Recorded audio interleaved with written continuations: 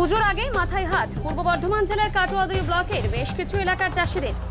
গত কয়েকদিন ধরে লাগাতার বৃষ্টির জেরে কাটোয়া 2 ব্লকের করুই গ্রাম পঞ্চায়েতের করুই ও পাজোয়া মৌজার অন্তর্গত নতুন গ্রামের মাঝে বন্যা পরিস্থিতি হয়েছে, যার জেরে ভাসছে প্রায় কয়েক হাজার ধানের জমি। চাষিরা জানান, নতুন গ্রামের মাঠের পাশেই রয়েছে ব্রহ্মানী নদী। সেই নদীর জল পাস হওয়ার জন্য একটি ক্যানেল আছে।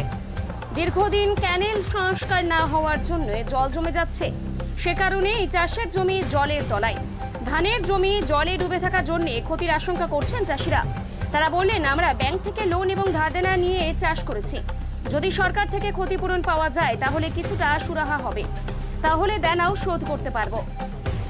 কি হয়েছে কথা? এটা আমাদের করুই নতুন গ্রাম।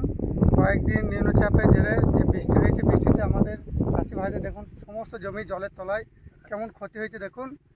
আর এই যে আমাদের এদিকে এই যে নদীটা আছে, ওই নদীটা সংস্কার 100 দিনের কাজ যেগুলো বন্ধ করে রেখেছে সরকার, তার জন্য আমাদের কোনো কাজকর্ম করা যাচ্ছে না সরকার থেকে। সেই জন্য এই নদী নালাও পরিষ্কার করা যাচ্ছে না, সেই জন্য আরও বন্যাটা আমাদের বেশি হয়ে যাচ্ছে। আর এ নিয়ে আমাদের মোটামুটি 4 বার বন্যা হয়ে গেল। এইভাবে বারবার যদি বন্যায় যদি চাষিদের সমস্ত চাষ বা ধান যদি নষ্ট হয়ে যায়, জলের তলায় চলে যায়, তা চাষি ভাইরা কী করে বাঁচবে বলুন? আমরা কেউ কৃষি লোন নিয়েছি, কেউ জিনিস বাঁধা দিয়ে লোন নিয়ে চাষ করেছি, সেই লোনগুলো আমরা কীভাবে শোধ করবো বলুন?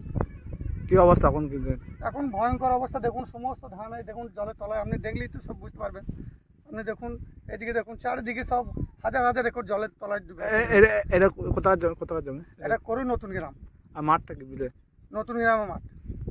এখন কি চাইছেন? এখন চাইছি যে আমরা যাতে আমাদের এই যে কোনো একটা ব্যবস্থা করা হোক, সরকারের কাছ থেকে যদি কোনো রকম কোনো সুবিধা পাই, আমরা আমাদের সমস্ত চাষি ভাইদের উপকৃত হয়। যেভাবে ধান লোন না নিয়ে, কেউ ধার দেনা নিয়ে চাষ করেছে। আপনার নাম? আমার নাম জুয়েল শেখ। বাড়ি করুই। কি বন্যা দেখছেন? কি হয়েছে? আমাদের এখানে বন্যা বারবার আসছে, ঠিক আছে। 3-4 বার বন্যা হয়ে গেছে। এইটা নিয়ে 4 বার বন্যা চলছে।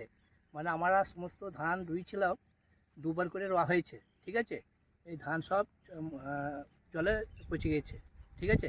আমাদের এই নদীটা যেটা আছে না, এটা সব বুঝে গেছে। এই নদীটা সংস্কার করলে আমাদের ভালো হয়, আর জলটা নিকাশ হয় ভালো, তাহলে আমাদের ক্ষতিকর কম হয়। কোন নদী এটা? কোন নদীটা? বিরামপুর নদী।